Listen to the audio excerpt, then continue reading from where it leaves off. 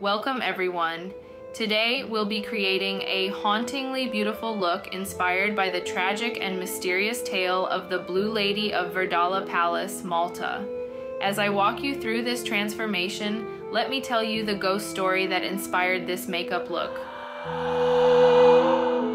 Verdala Palace, a magnificent structure nestled in the heart of the Bosquet Gardens in Malta, stands as a symbol of power and history. Built in 1586 by Grandmaster Hugues Lubanks de Verdala, its walls have witnessed centuries of secrets, grandeur, and tragedy.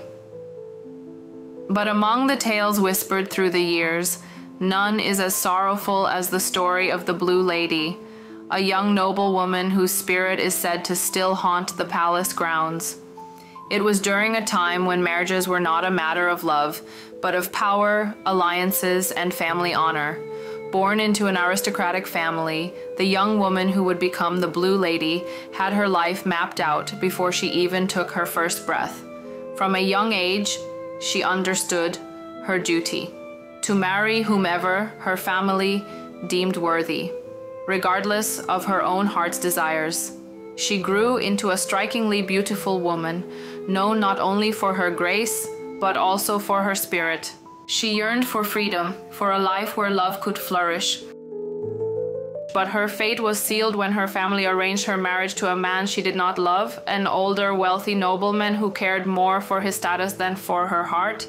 It was a union that would bring prestige to her family, but it brought her nothing but sorrow.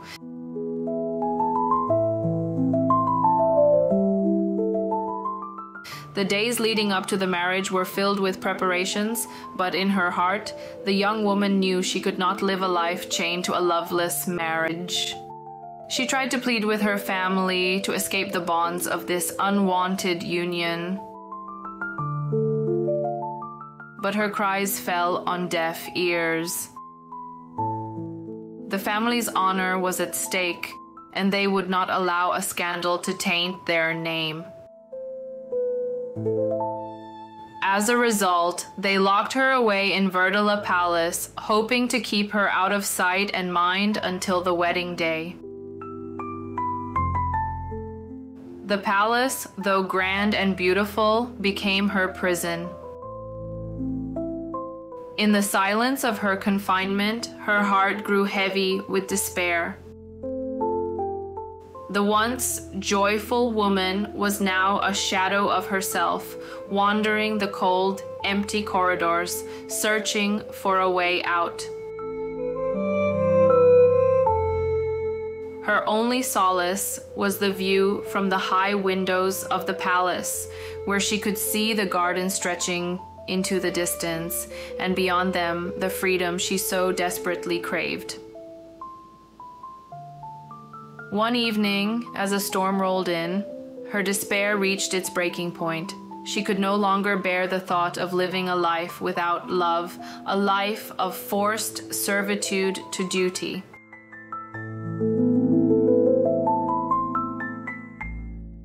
Dressed in her most elegant gown, a deep, rich blue, symbolic of her noble status, she stood at the window, gazing out into the storm.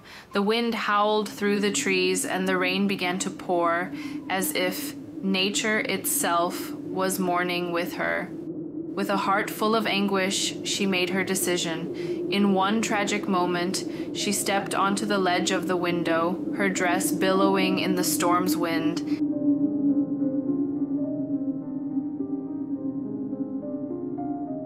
And with a single breath, she let herself fall.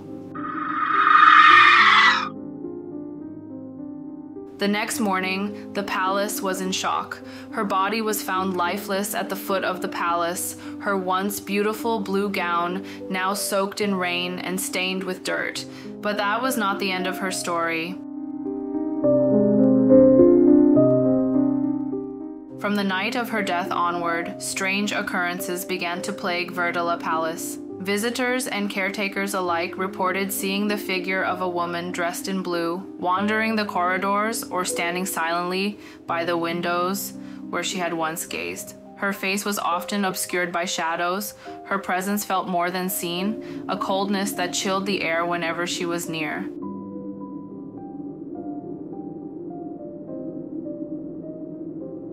One of the most famous sightings occurred decades later when a palace caretaker was working late at night. As he made his rounds through the darkened halls, he noticed a figure standing near one of the high windows. She was dressed in a flowing blue gown, her back turned to him, as if staring out into the gardens. Thinking it was a lost visitor, he approached her, but as he called out to her, she did not respond.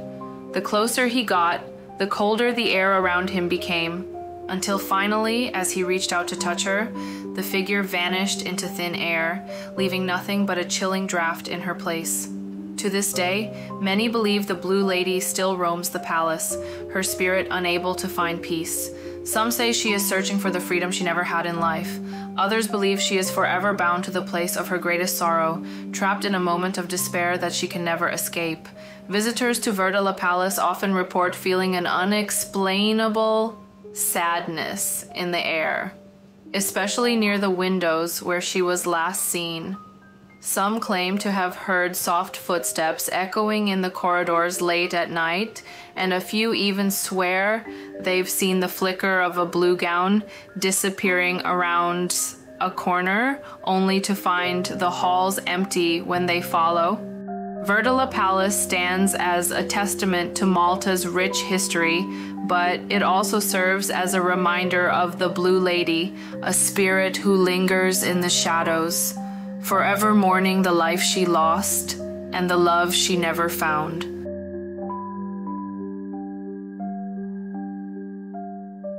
I hope you enjoyed this haunting look and the tragic tale of the Blue Lady of Verdala Palace. If you like this video, don't forget to give it a thumbs up and share your thoughts in the comments below.